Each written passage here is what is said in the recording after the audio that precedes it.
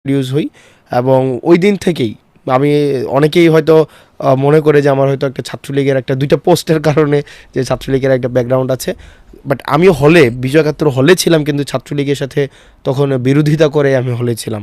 এবং তৎকালীন সময় আমরা দেখেছি যে রাজনৈতিক যে একটা আগ্রাসন নিপীড়ন, সেটার বিরুদ্ধে আমি সবসময় ভোকাল ছিলাম।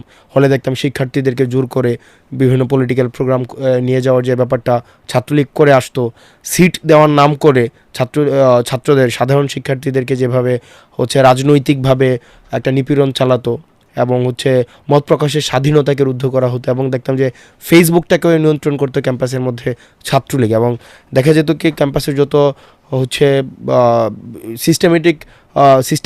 সিস্টেম ডেভেলপের যতগুলো আন্দোলন হয়েছে সবগুলোতেই আমরা দেখেছি ছাত্রলীগ কীভাবে নির্যাতন করেছে।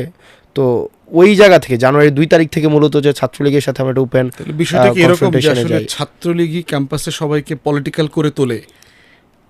ছাত্রলীগের সাথে যদি যাদের ওই সক্ষমতা থাকে, নর্মালি আসলে দেখা যায় যেহেতু বিশ্ববিদ্যালয়ের আমাদের স্ট্রাকচারটা এমন, পাবলিক ইউনিভার্সিটিতে যারা মিডল ক্লাস ব্যাকগ্রাউন্ডের স্টুডেন্ট আসে সেক্ষেত্রে হলে থাকতে হয়, এই ধরনের একটা প্রবণতা আছে, বাইরে থাকাটা সবাই অ্যাফোর্ড করতে পারে না।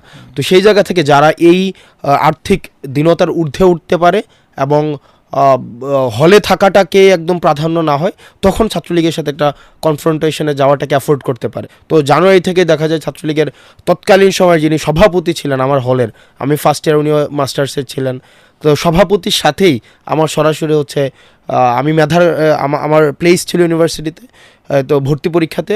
তো তখন দেখা যায় আমি সিট পেয়ে যাই, কিন্তু আমাকে সিটটা দেয় না হল ছাত্রলীগ, সেই সিটটা নিয়ে যায়।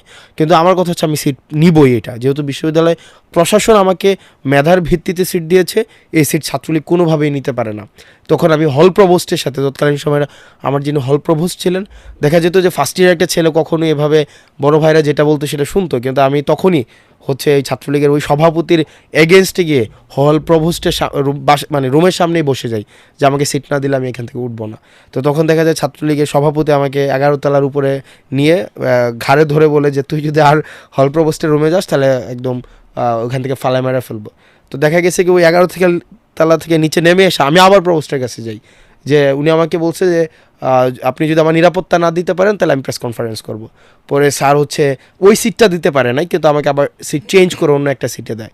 তো আসলে তৎকালীন বাস্তবতাটা এমনই ছিল, হয়তো আমার তখন ওই সিটটা আমার একটা ওকে ফাইন, এই সিট না পাইলেও আমি বাইরে থাকতে পারতাম, ওই অ্যাফোর্ড করতে পারতাম, বা আমার একটা ব্যাকগ্রাউন্ড ছিল, আমার কাছে মনে হয়েছে ছাত্রলীগের সাথে যদি আমি কনফ্রন্টেশনে যাই সেটা আমি অ্যাফোর্ড করতে পারবো। বাট বেশিরভাগ শিক্ষার্থীর এই বাস্তবতা থাকে না।